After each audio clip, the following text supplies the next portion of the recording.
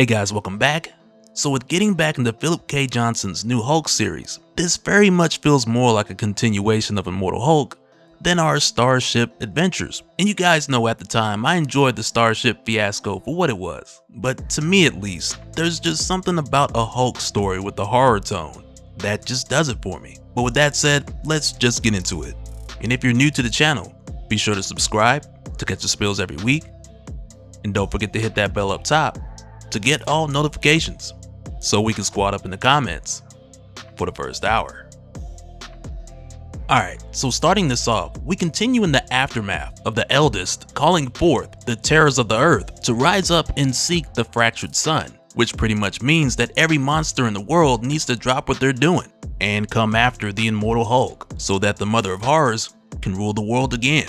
And as we jump in, we encounter what's to be the first of many, with this horror being one that was locked away for a long time. And initially we're shown this with a very creepy song, which says, "At the end of my days when I'm laid to rest, you don't need to shed no tears from me, for you'll see me again in these halls of stone, where our brother waits for thee. Call me home, brother mountain, to the hall where we all long to go. Call me home, kindly mountain, let me be one with thee down below." And as this eerie song is being sung, we cut back and forth between this mining cave and a tombstone in front of Red Creek Church. And as this glow comes out of the mining cave, you see a handprint touch the tombstone as it awakens Sister Sadie and a number of others. While in the meantime for Bruce, who's still in the general Kentucky area that we'd seen him last, he's just now reverting back from being the Hulk, while that little girl Charlie is still there next to him. And though he does recognize her, she introduces herself properly while going on to tell him that she knows that he's Banner and he's the Incredible Hulk, which rightfully earns her a bombastic side eye. Cause she goes on to tell Bruce that she wants to see the Hulk, and even with Bruce saying no numerous times, she just responds like, as if it were some kind of party trick. Cause for Bruce, not only is it an excruciating transformation, but also as we speak, the Hulk wants to take over and keep Bruce's body for good. So as it stands, he would like to not transform if he can help it. And that's aside from the Hulk just being dangerous to be around. But this little girl Charlie, man, she's pushing it, cause at one point she's like, oh yeah, you gotta be angry to turn into the Hulk, right? So she throws a rock and just hits Banner in the head, and it looks like it hurts. But she continues to tell Bruce, so he continues to walk away while letting her know that he's trying to do this for her safety. But while the two of them are caught up in this dispute, this old guy just comes out of the woods walking by. And from the looks of it, I think it's pretty safe to say that this guy is dead. But Bruce just talks to him like this is how regular people look or something. But Bruce says, hey old timer, what brings you out this way? And this guy tells him that he's going home to Red Creek, going to see Sister Sadie and Brother Deep. His Brother Deep is calling us home.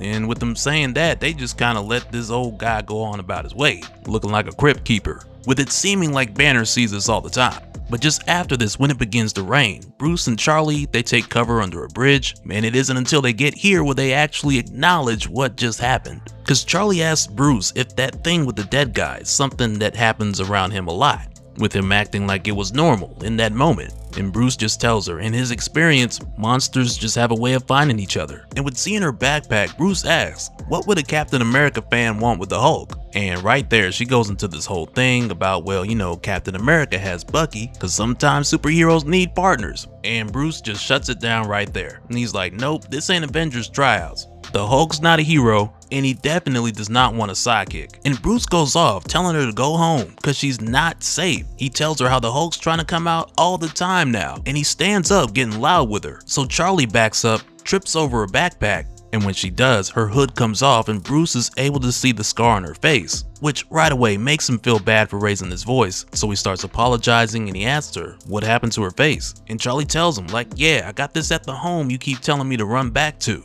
And as she goes to lay down, she tells Bruce that she came here for the Hulk, not him, because the Hulk is the strongest thing she's ever seen, and being close to it makes her feel strong, because as it stands, she feels like a monster already, just without the awesome parts.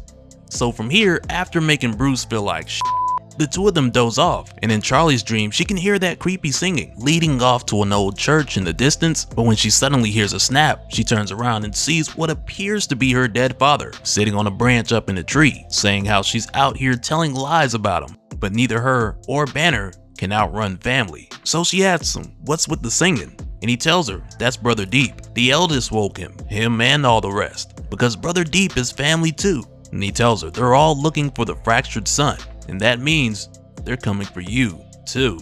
But Charlene tells this thing that she's not scared of him, with it appearing to be her dad, because last time they met she put the paws on him, and they can scrap right now, she don't care. But on the other hand, for Banner, his dream's a little different, because for him, he starts off looking for Charlie, but Hulk quickly lets him know that she can't hear him. So Banner starts apologizing, telling Hulk that he's sorry, but Hulk tells him, you thought I'd let you have a friend after what you did, after Betty. I won't forget, Banner. I'll never stop. I'll always find you, and soon, I'll be all that's left of you. As Banner breaks free from a ribcage into a swamp of skeletons, the Hulk emerges from the water behind him, towering over Banner. But before the Hulk can just smash Banner to smithereens, Bruce hears the yelp of a police siren, and it wakes him up just in time. But now with this police officer trying to see what's going on, Bruce tells Charlie to stay quiet and he'll handle it. So he tells the officer they had some car trouble and they were just trying to get to the next town, but the rain picked up. But then the officer asks Charlie, is this man your daddy? And she's like, no, we're friends. And right there the officer's like, yep, y'all coming with me. But he tells them it's cause some nut job burnt down the diner a couple nights ago, so he's gonna take them to a safer place just down the road. And at first Bruce tries to tell the cop like, nah, we're good, but the officer puts his hand on his firearm and he more or less lets them know that he's not asking. But as they make their way to this, air quotes, safer location, the officer tells them that they're heading to Red Creek, which is the same place the old guy was heading that we saw not too long ago. And right now at Red Creek Baptist Church, the same small church we saw in the beginning, as well as in Charlie's dream, it's filled with many of the dead who have risen and gathered, singing "To Him Be the Glory" below. And as everyone's here gathered around Sister Sadie, she gives a speech saying how the day's finally come that they've always prayed for, the day of resurrection. And as Bruce and Charlie are walked in through the front, with Charlie's face kind of looking like, what is going on in here? And Sister Sadie continues her speech, talking about how her father worked in the mines, and years ago there was a time when coal flowed down the mountain like wine, and everybody ate good. And those things were a blessing from Brother Deep, who blessed the natives that lived here before them. And as she goes on, they uncover this table, which has been designed for a sacrificial offering. As she goes on to say that Brother Deep has been resurrected by one of his own, who goes by the name the Eldest, who raised all of them as well. But this resurrection day isn't only their own, but it also belongs to their enemy, the enemy of Brother Deep, who's born again of his green door. But as they dig, they're gonna bring Brother Deep back to his kingdom so he can smite down his enemy and once again rule on high, like he did in the time before man. And with her saying this, they quickly jump to the offering part, with Bruce and Charlie just now realizing why they here. And as they go to place Bruce on the table, Bruce calls for the Hulk, and the Hulk's pretty much like, sup? But Bruce is like, man, Hulk, I need you, and I need you to come out now, because if you don't, they're gonna kill Charlie. And the Hulk, man, the Hulk is like, yeah, but they're gonna kill you first, which is messed up, because it's not like the Hulk is saying he's not gonna come out, but instead he's just gonna let these people kill Bruce, as the Hulk just waits for the last minute to come out. And I gotta say, when I seen this, I was like, man, the Hulk, he really hates this guy. He really hates Bruce. And I mean, they've had their beef before, but this is just next level dirty right here. But as Bruce starts to Hulk out, you can tell that Charlie's just happy to see what she's been waiting to see this whole time. But also, during his transformation, Sister Sadie realizes that he is the fractured son, who it was said that Brother Deep needs to defeat so he can return to the surface and rule again. Which at this point in time is a threat to the Hulk in a huge way, because like we saw in the previous issue, this whole thing jumped off because the green door is shut, and these monsters are acting a fool because they believe if they kill the Hulk, he won't be able to come back.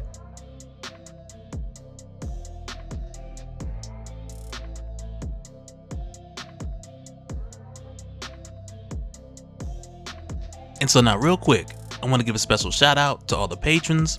Thank you guys for all of your support, and for anyone who's new here who wants more information on how to support the channel, I got a link below where you can go to patreon.com/Dopespill.